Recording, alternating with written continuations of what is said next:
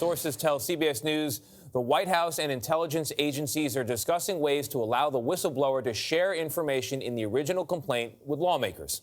Paula Reid is with us this morning. Paula, the complaint led to questions about what delayed this aid for Ukraine. What's the president saying on that point? It's amazing, Tony. Over the past 24 hours, the president's story has completely changed. At first, on Monday, he said that this aid was delayed because he was concerned about corruption. He wanted to make sure the new Ukrainian leader was committed to anti-corruption reforms. But then yesterday, he shifted his explanation and said no. In fact, he wanted to make sure the U.S. wasn't the only country putting up money. And it's interesting, in talking to sources at the White House, it's getting harder and harder to get people to talk about the reason this was delayed because they don't want to get out ahead of the president, suggesting something is not on the up and up. Can you help everybody understand why it actually matters if the president did, in fact, use his political capital to get information against a political opponent? It's remarkable that after the president was investigated for 2 years over possibly colluding with a foreign power in a U.S. election, that he would even entertain anything related to a political rival. But again, his defense and the administration sources, they tell me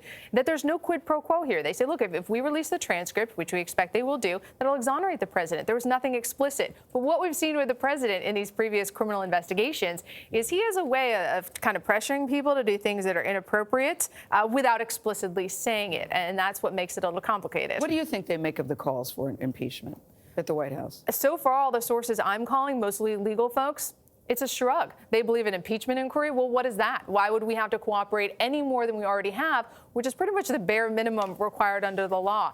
They believe that Democrats have overstepped. They think they'll be exonerated by this transcript. We may see that later today, and it'll be up to folks to look at that and decide for themselves. All right, Paula, thank you.